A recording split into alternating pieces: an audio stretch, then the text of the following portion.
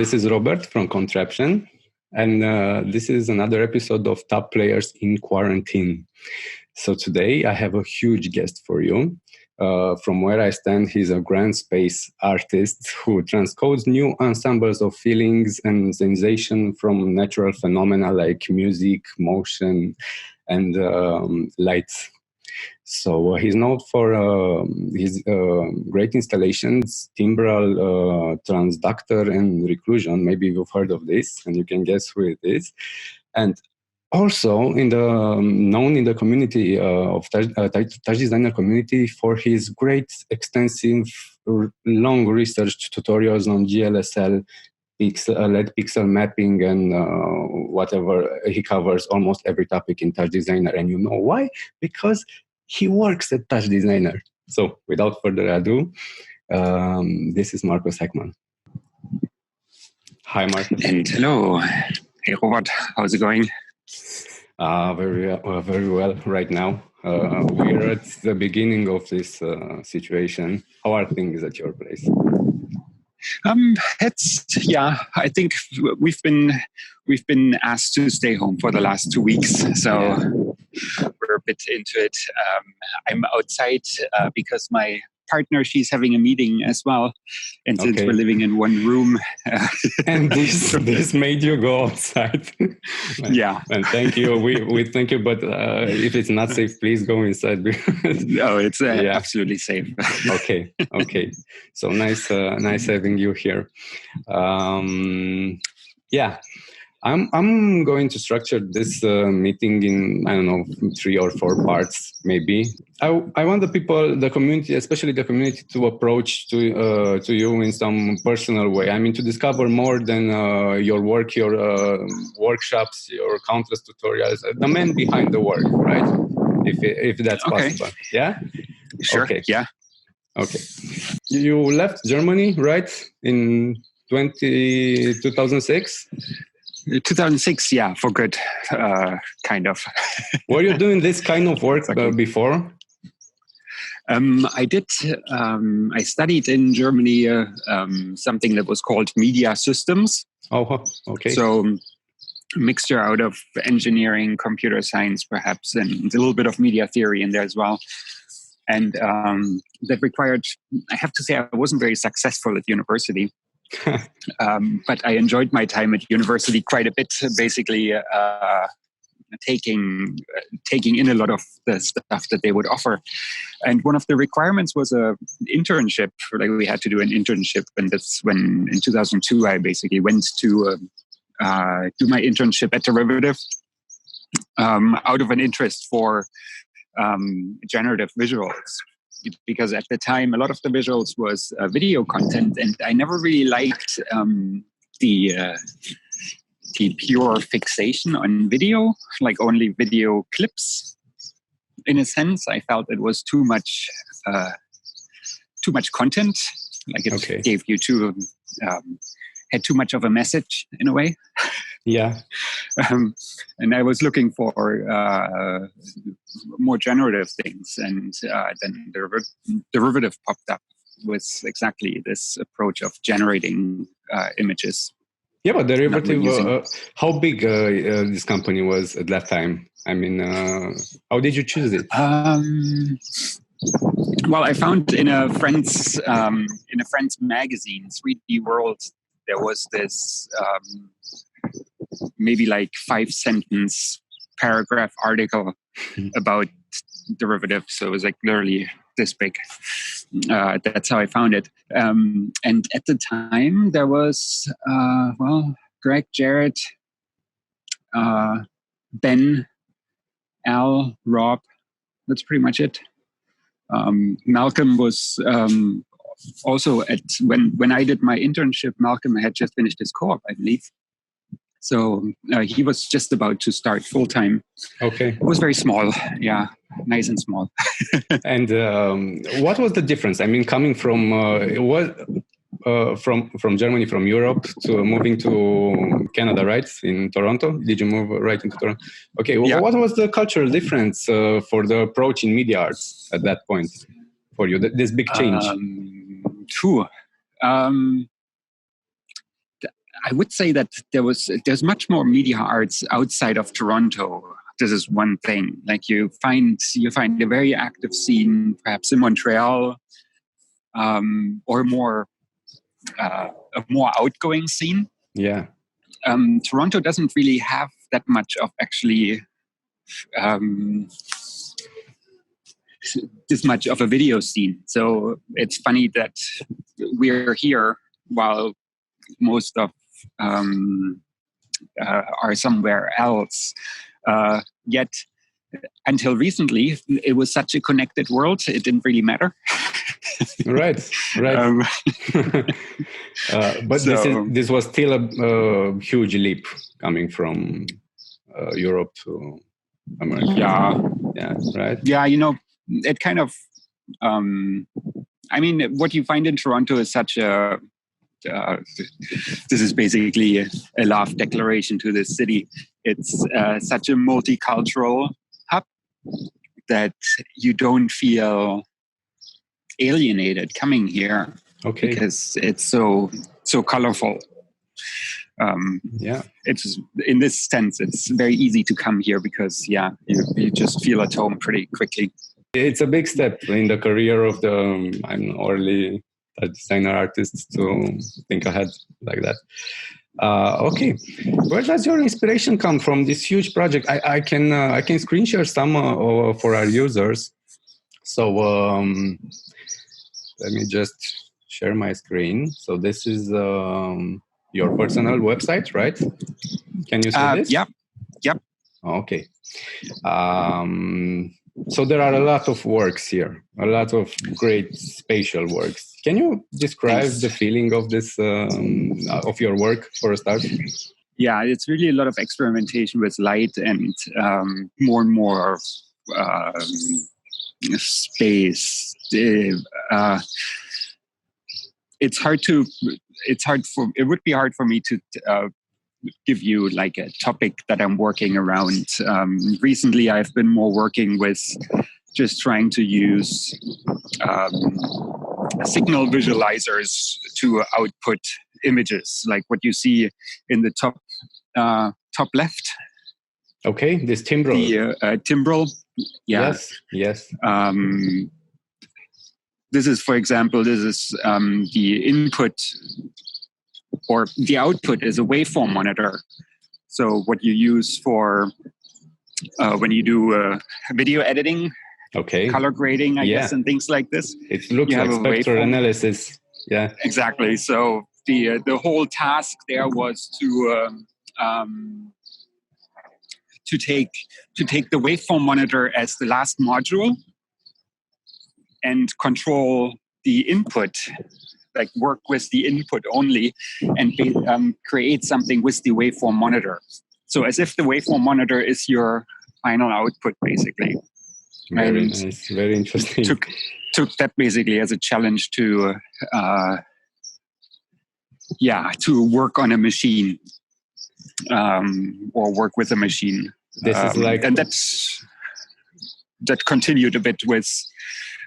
Also using the vector scope or using the histogram. So I'm trying more to use,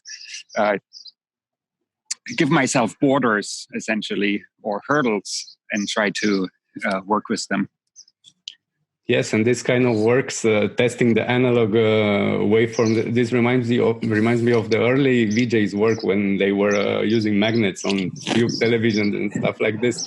And it also draws me to one question: do you see yourself maybe an artist or an engineer? Because your work has so much to do with the researching science fields and unseen things often.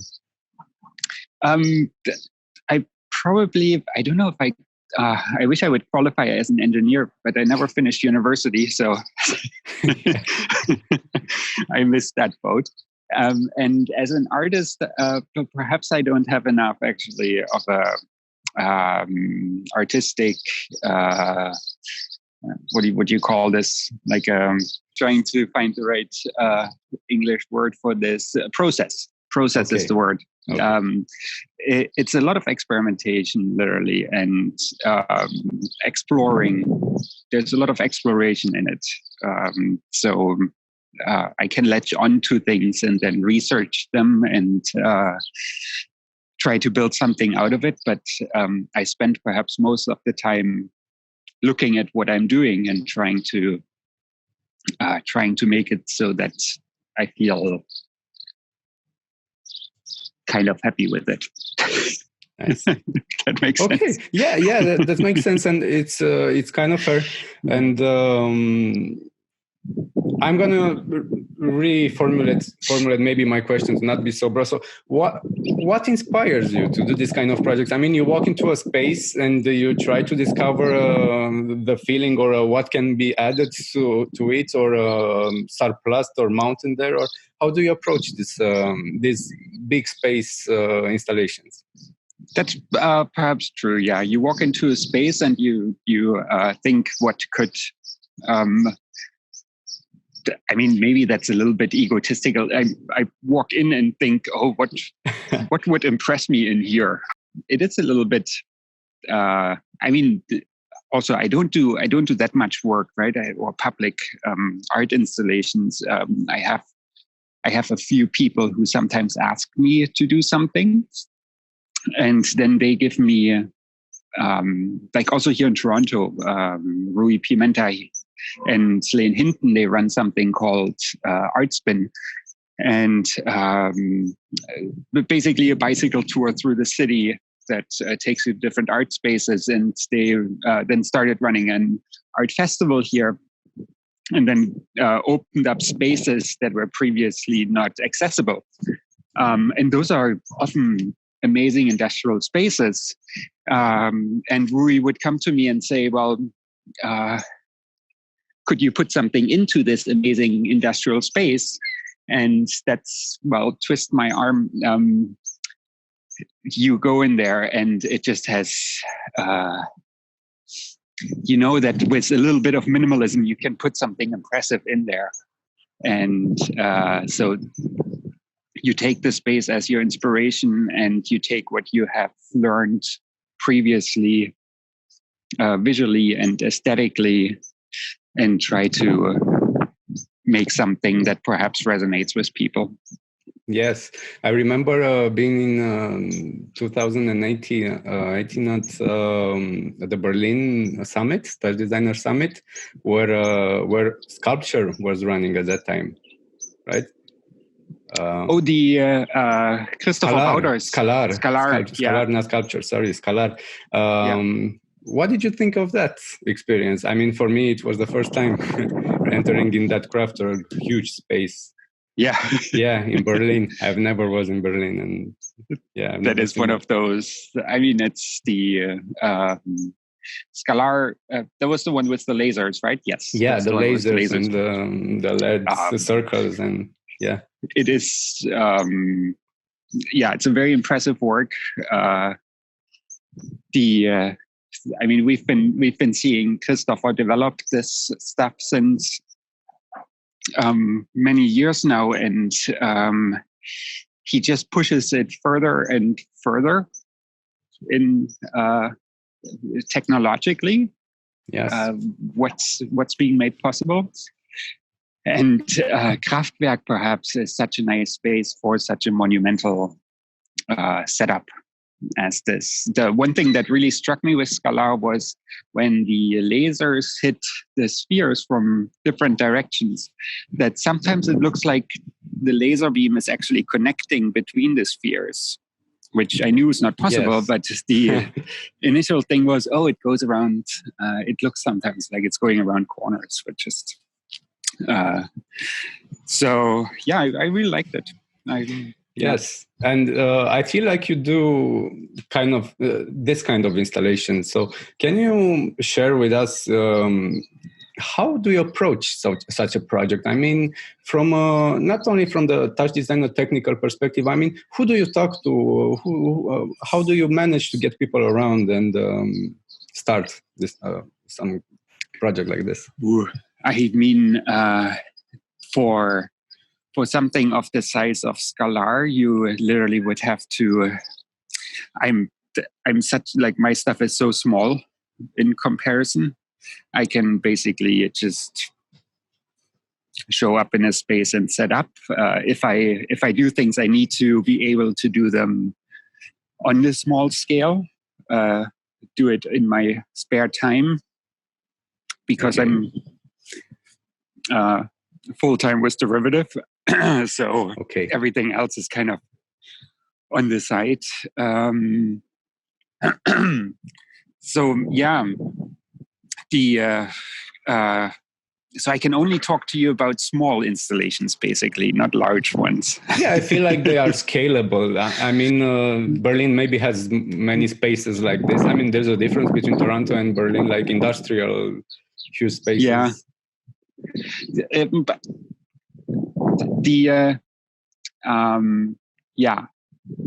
a little bit for the installations that I've done here, it often is about what is feasible, like what can I actually do. Yes, because this is the underlying questions for everyone who is their place in the world. What can I do to realize something here? You know, how do I approach the space or the surrounding space? And so those parameters, I think, are fairly important to explore first. What can I do? Like how much, or what's the idea? How can I perhaps simplify the idea? And what's the most effective? And then you find this middle ground. Okay, this is what I aesthetically like. This is what I wanted to be, perhaps to say. This is the space, and perhaps this is the money I've got. And then, like one installation that I did was in a elevator shaft of a old building around the corner from here, where initially I had planned all this stuff in this elevator shaft and with mapping and who knows what. But then just thinking about it more and more, what came out of it was just a laser projector hanging off a rig on the 4th floor, pointing down into the elevator shaft and a fog machine in the bottom. Yeah. So a very simple process in the end. And it just didn't cost too much. Like it was doable. It was installable in a place that wasn't even safe to be in. And so it's but I would say one thing is really what I do think about things quite a long time and try to simplify them. Is it necessary to add something, or all the things that I'm thinking of, like, is it really necessary to have all of this, or could the same thing be achieved with a much smaller, much less? Yeah, that's a great perspective. And by any chance, any of these projects are made in the commercial zone? Have you worked in the commercial zone, like transcoding this conceptual ideas into commercial work? Is everything okay? Hello again. Yes. Great. We had a technical, the first technical difficulty. I hope the first that we've encountered. Yeah, so I guess the last thing was the commercial space when moving from art to commercial. Yeah, I mean, your perspective on that, based upon your experience or your experience working with others. It's something I admire about a lot of people, how you can go between artistic and the commercial, and sometimes so fluently, how you can translate it.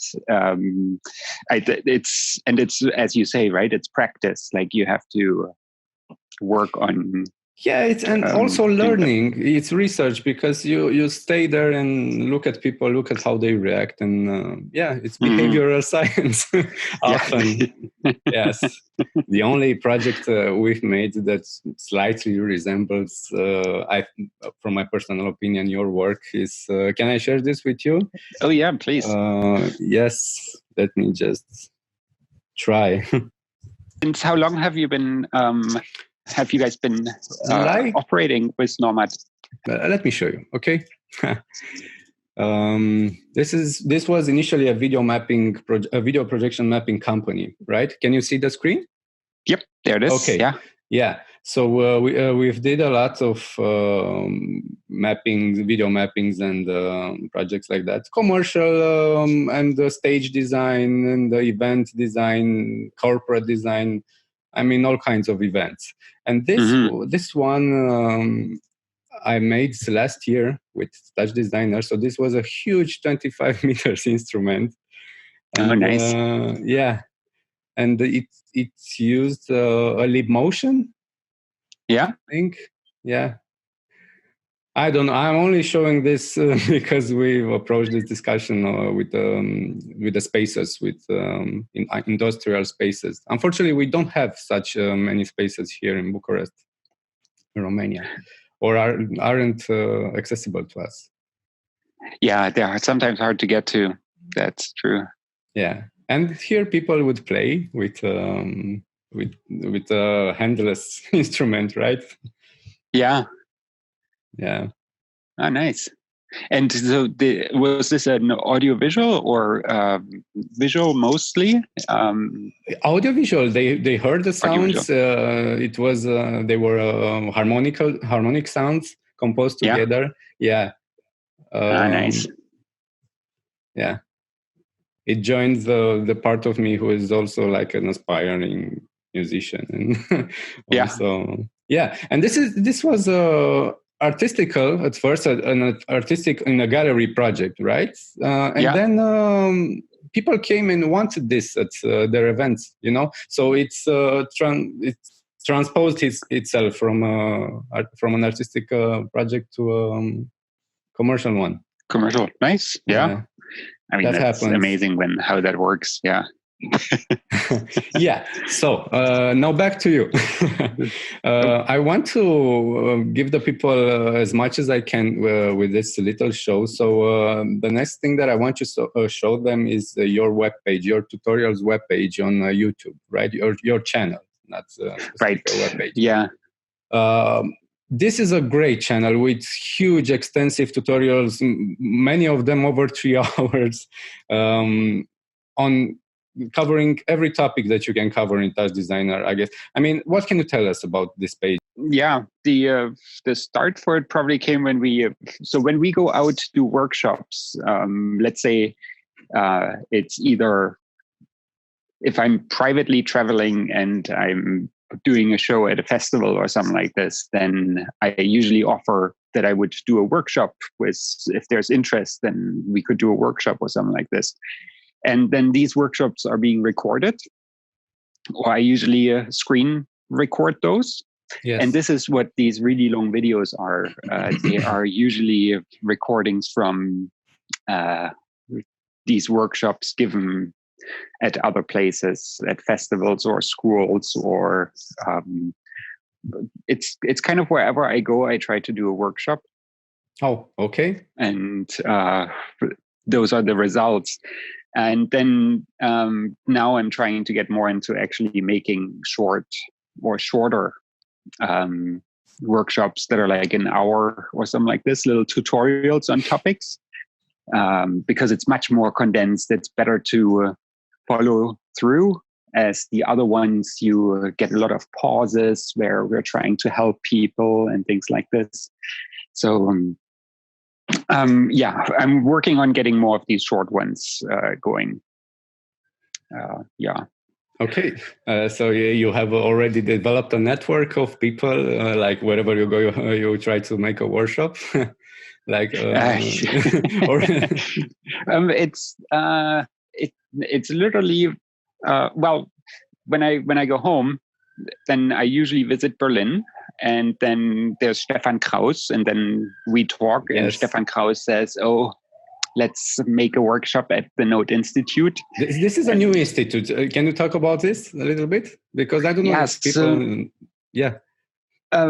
Stefan and his business partner, David Brüll, Stefan Kraus and David Brüll, they came up with this idea that they need to educate people on creative technologies. Yes. Especially David Brüll is coming from the V4 side of things. Okay. So he's one of the people who started also the Node Fest that's in Frankfurt every 2 years. The VVV community meetup, basically. And Stefan Kraus is the touch designer guy. So they felt like the two together would make sense, right? They basically it's two communities that have similar perhaps similar ideas or trajectories. Yeah, they rented a storefront. Okay. Which is a shared office in the back, but in the front has space for workshops. And that's the Node Institute. And there they organize the monthly meetups. The Touch Designer Roundtable Berlin is happening there every month. And as well as, as I said, workshops. So whenever I'm there, I'm talking to Stefan and we do a workshop. So this is a place where users like from many nodal softwares like Isadora or processing or something like that, they can all meet up and do projects together, right? I'm not sure how much of it is a project space, but there's a shared office in the back, definitely. Okay. And then Stefan or also David for the V4 meetups, they would invite people that they find interesting to speak. So for the last one, which was online, he had the GL Wires GL, or like a browser-based Node software. So he brings in people that are on the that are similar to basically what V4 or Touch Designer is. So it's not exclusively to the two softwares, but brings in other ones as well. Yeah, because many people who work with Touch Designer have come from different nodal softwares or exactly. That, there are many There's approaches. Lots to learn. Yeah, there's a lot to learn, especially Python and GLSL. But lately there has been this switching over to TOPS current feeling, right? So what can you tell us about this perspective, this new perspective? Because this is huge, but it's easy to not see it, but this is huge. Yeah, it's a fun thing. So, I mean, Python has been an incredible addition to Touch Designer since Touch Designer 88. We switched from T-Script, which was the old scripting language, to Python, and that opened up just this whole different world of what you can do in Touch Designer. Still, Touch Designer itself, and there's a lot of fun for me in it, is a node-based software, personally feeling. So I want to do most things in operators, and sometimes I go very far to try to solve problems in operators, which are possibly I then have to scale back and say, okay, this might be just simpler to do in a script. But I have great joy trying to solve problems with nodes. So when Paketa, this is a guy from Romania. Here, he's my friend. Exactly. Yeah. When he posted, I think that was last May or something. He posted this one thing on Instagram where he had circles, 2D circles that were bouncing into each other Yeah. And he I said, remember that one. no GLSL, no nothing. He has a rule. He doesn't want to write a line of code. This is right. Yeah. That's awesome. Yeah, that was really inspiring. It's perhaps not necessary. I mean, we know how much the GPU is capable of and what you can do on the GPU. So our operators that are on the GPU currently are TOPS. TOPS are the things that run on the GPU. So we added a couple more things that make more mathematical functions possible in that sphere. So you can do more now. We're basically enabling more functionality in TOPS to use TOPS as a math instrument. Not want to say that it's always going to be TOPS, because TOPS are texture operators and should be image based. Like you should be seeing pretty things in there and not math functions. Yes. How do you get this transition from looking at the image in in a normal way and looking at it at coordinates and pixels and numbers? How do you do that? That would be a great question for Paketa. How do you see the world now that every color means a number? you have to be a mathematician, or at least have that inclination. But yeah, you as a technical director, I mean, this is your contribution as well, right? I mean, we added in the possibility to look at TOPS in the 3D as a 3D point cloud. That definitely helps with a lot of things.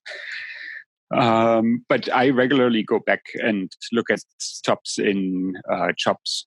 Like I convert them back just to check the data to see if it's doing what I wanted to do. Yeah. Okay. Yeah, this is a huge change in touch design. And let me share again the screen. I've really liked these last few tutorials, which are the most recent one, I guess, right? The point cloud tutorials. Oh, the point cloud ones, yeah. Yeah, I think I've actually commented. No, this wasn't the one.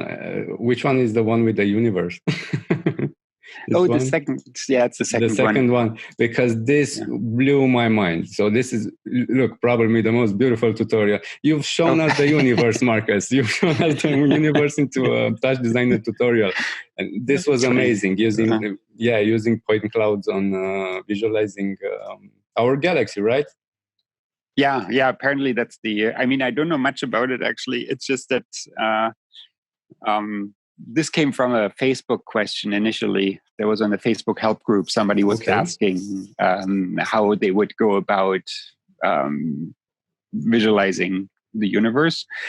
And it was very quick to find that data set. Back then we couldn't load it in as point clouds yet. So you had to go the weird route of loading it in as a table DAT. Yeah. And then converting it into chops and then instancing the chops. But now with the point cloud file in, it's so much easier. Okay. How do you approach Kant? How do you approach ideas? But you told me that you were asked on the forum about this one. But it's difficult in touch designer. Maybe it's easy, but often it's difficult to approach a subject now that hasn't been done, or I don't know, has the potential to interest people. How do you see this aspect? Because you're making a lot of great tutorials, and that's why I'm asking you this question.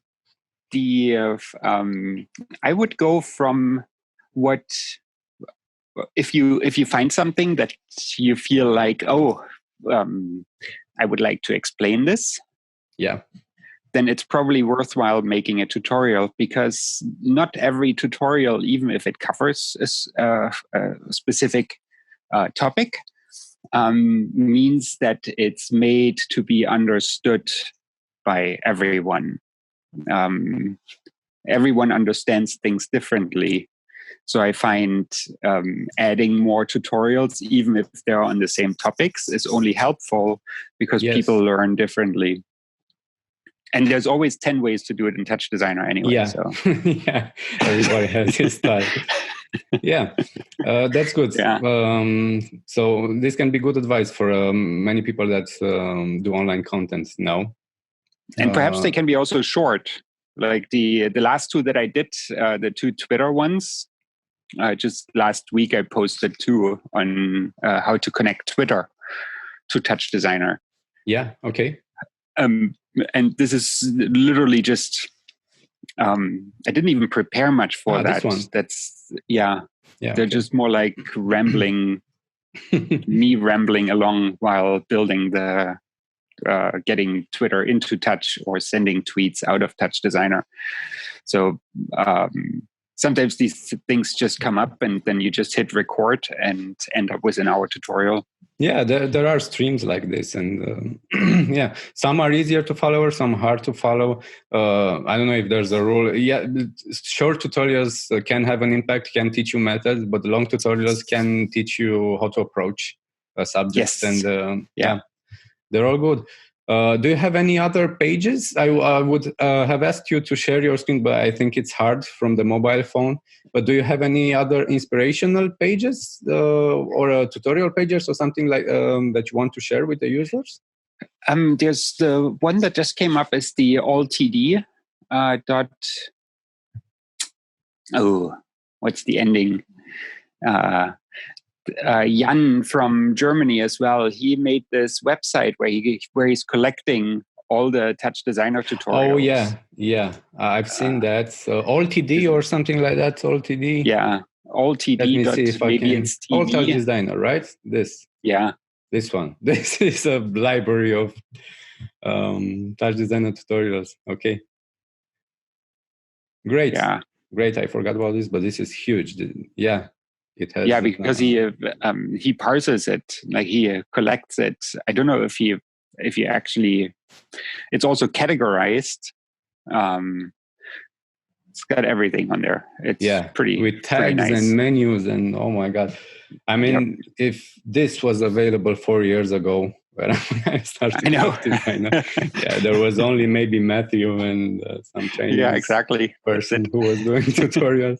This is huge. This is a lifetime of work of learning Touch Design, and it still feels like you're an intermediate after. Well, I mean, this is the same for us. We see what people do, like the TD Neuron that came out. Yeah, where people, the Gerritsons and Darren Brito built this whole neural network, not using a library, but actually building it step by step in Touch Designer. Yeah. This is the way, that's where we basically feel like students. All of us. Because, we're just like, how did you do this? So we see a lot of development out there where we're just blown away by how deep it goes and what people do. Okay. It's really incredible. So from a derivative perspective, do you try to engage with these people and add future sites to Touch Designer or implementation of this project? Or how do you approach this user contribution?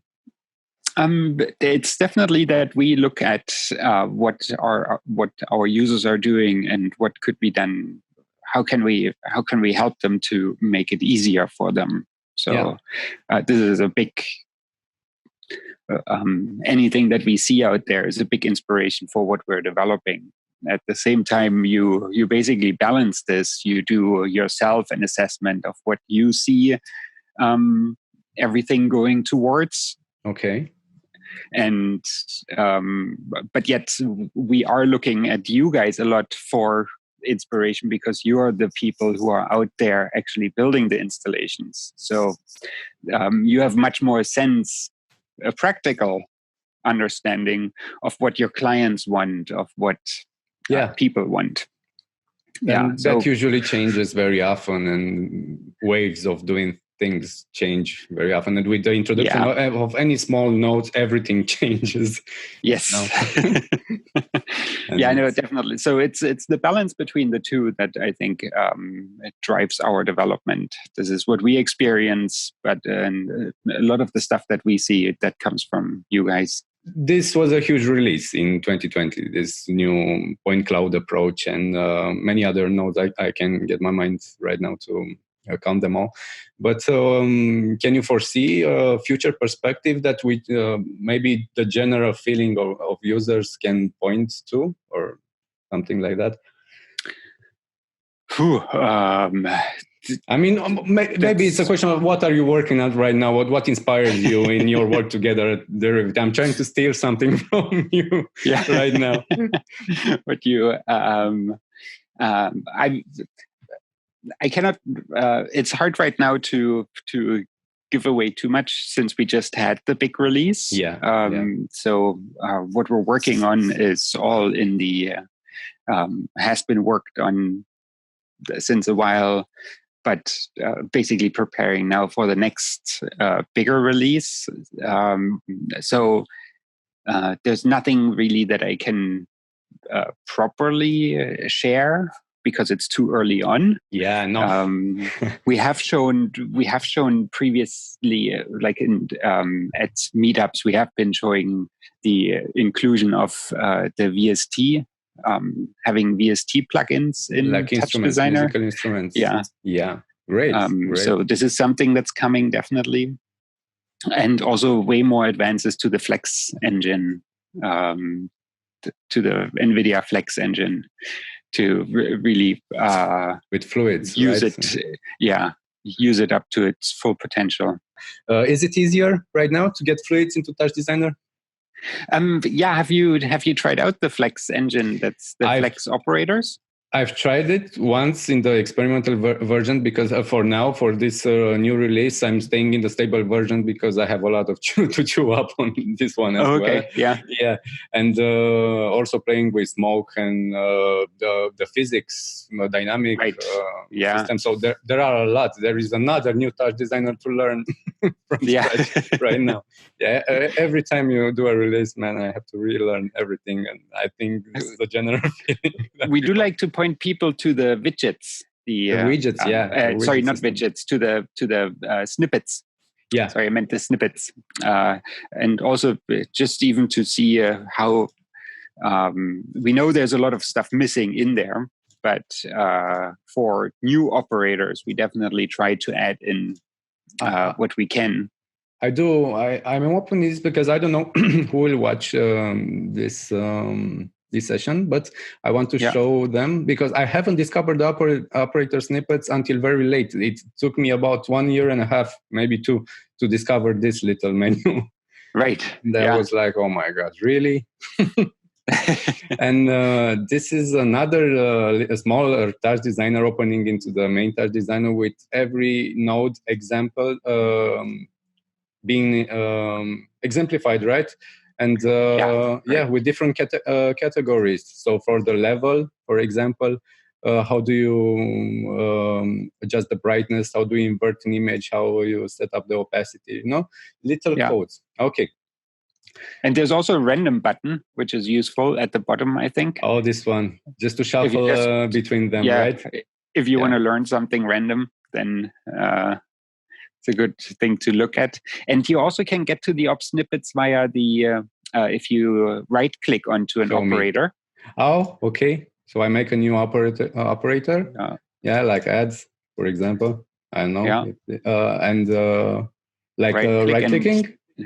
And at the top, there should be operator snippets. Okay. Yeah. So it leads me to that. Oh, amazing. Yeah, to that operator. And the same thing is also available in the op create dialog if you right-click onto an operator in the op create. So I have this movie, right? Op create. Where's the op create? If you hit tab. Tab, okay. And now right-click on any operator. Oh, really? Yeah. There's op snippets. This is a fun new tip. I never knew about this. Yeah. Okay.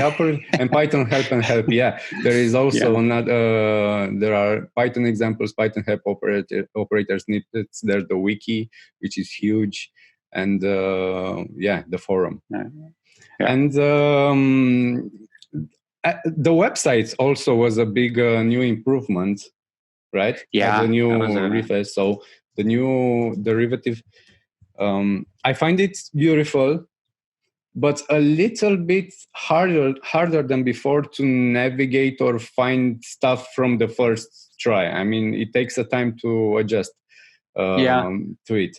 So can you share something maybe that it isn't that obvious on this new website for us, or as in research terms? Well, the biggest thing we did, and this is not this is like another ongoing project basically. The search should be much more the search should theoretically the search should be able to find you everything. Like, you wouldn't have to necessarily know where to look for things. The search should point you to it. This is a big area where we are still working on to improve that vastly. Otherwise, the website, the main new thing about the website, like just looking past that it looks differently, is that it can have community contributions, so that you have your own blog in a way. Okay, so is this under Learn? No, like workshops and under events for if you go to community, right? Yeah, Touch Designer community. There is also a job board. I didn't see that. There's a job board as well. Yeah, and so these are all community contributions, be it workshops or assets or just blog posts about something that somebody did. So people can contribute here and post examples of their work? Yeah, exactly. If you log in, then under your account, you just get the ability to just blog or just add content. Okay. Yeah. This is great. The other good advancement is that we finally we upgraded the forum to the discourse forum platform. Okay. So the forum is here. Yeah. Which is a little bit, you have different views there. Like, you can look at it in the traditional way of looking at categories, but you can also look at the whole thing in a way of a stream, like just having all the messages that are new at the top, no matter what category they're in, which makes it easier to browse quite a bit. And does it have this system of the best response being lifted? We're still adding in we have a list of plugins that we want to install that we haven't done yet, but things like solved, that somebody can mark an answer as the accepted answer, basically. Yeah. Those things are coming. Yeah. All right. This is a great website. I mean, it's good that everything is on the same spot, and people can showcase their examples, works, and maybe upload taxes or projects. Exactly. Yeah. Yeah. So let's see the search. Well, this is the now you're in the forum search, which is separate. Okay. Main website search. So I have to use this. Yeah, you have to use this. It's supposed to have autocomplete, but I guess that's not very quick. Right. And then you have the differentiation in the top. You can basically now filter between the search what you're actually looking for. Like, if you're looking. Okay. So this company post, this is because you've posted it, or I can find it? No, I can't find it. So there are workshops, events. Okay. Exactly. Yeah, that's the differentiation there. So if I choose event and workshops, do you have any workshop coming up? No, not right now. I mean, it's a stupid question, right? Of course you don't. Maybe online or something like that. Exactly. For a minute, I was so excited I forgot about the whole situation. Yeah. We are looking at, I was supposed to be in Germany last weekend, and for a festival and again a workshop as well. And so now we're planning to make that workshop online. Okay. But most likely only happening in June. So all right. A little bit ahead.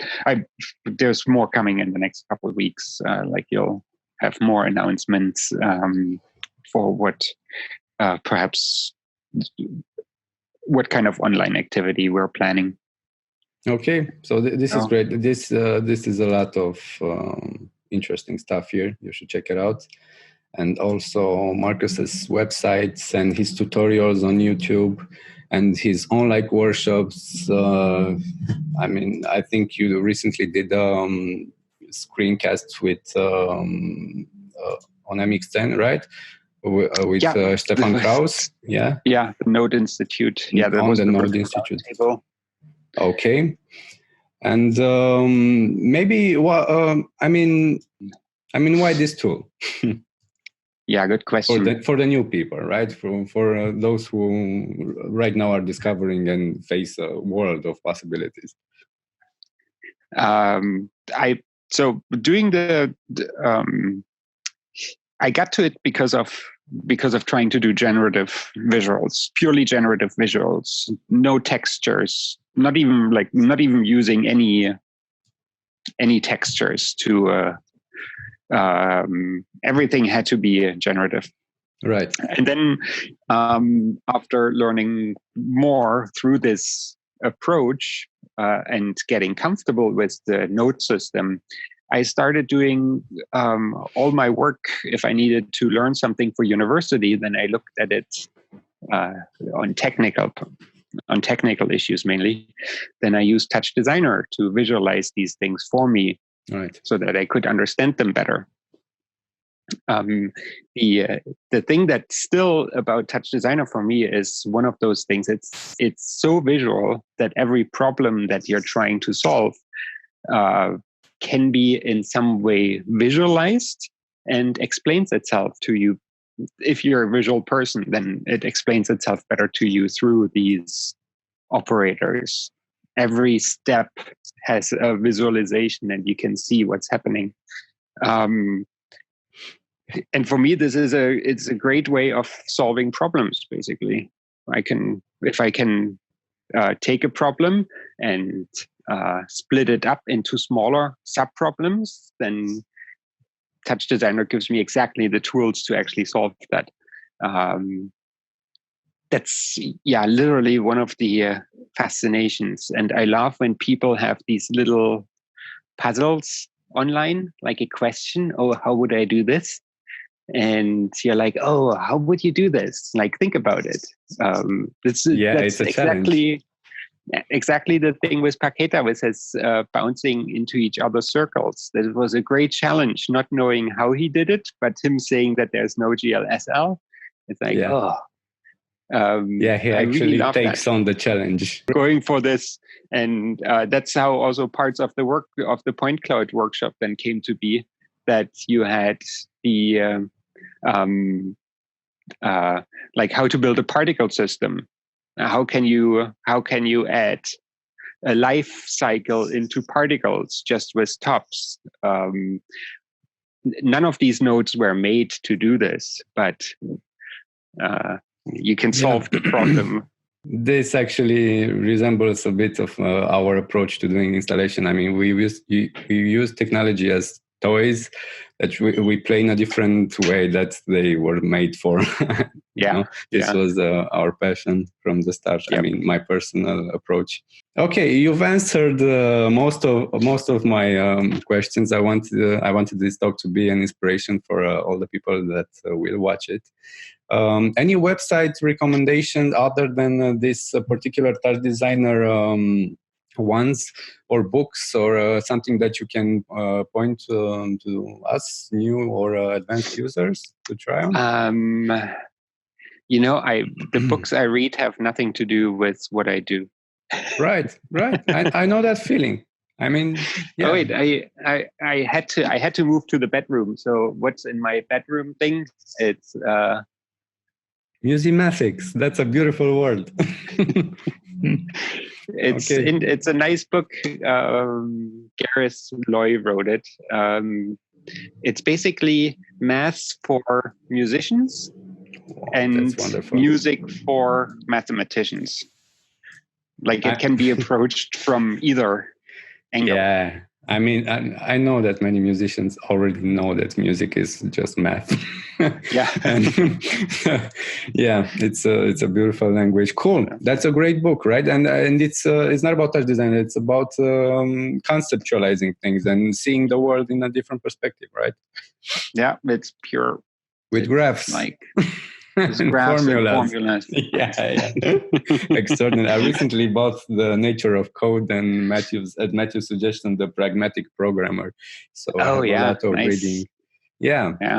And The Nature of Code is wrote by Daniel Schiffman, who works with processing, but I guess he explains natural phenomenon and how that happens and transcodes into binary thinking. Yep. It's a great book too. So thank you for your time. And maybe you want to you have an encouragement message for everybody who's staying at home right now and beefing up their skills. Well, first of all, thank you very much for organizing this. This has been really nice to see you as well. It's been a while. Yeah, it's been a while. We've met briefly at the Touch Designer in Berlin, Warsaw, but there was agitation and many people, many lot excited going on. people. Yeah, but really nice to have you do this. I know that a lot of the like we are under special conditions, but this seems to be a really nice way to stay in touch and keep each other going. We're all working on things, and I believe this is the best thing we can do, is to push forward and see where we end up on the other side. If we keep working on things and try to keep inspired through it, I know it's not easily possible for a lot of people. Like there's kids in the home now, or there's financial constraints now, things like this. But if it's possible to find these pockets of where you can do things that inspire you, then I think we'll all be better off on the other side. Yeah, that's right. We hope for the best, and hope. All we can do. It's good to know that everything's okay at your side, and the guys from the team are all okay. And a big shout out to everyone at Derivative. And so let's try to meet as much as we can, and to share and to contribute, because this is a wonderful time for this. Thank you, Markus. That's true. Thank you very much. Have a nice day. Great talking to you. And see you soon. Bye-bye. See you soon. Bye-bye. Thanks.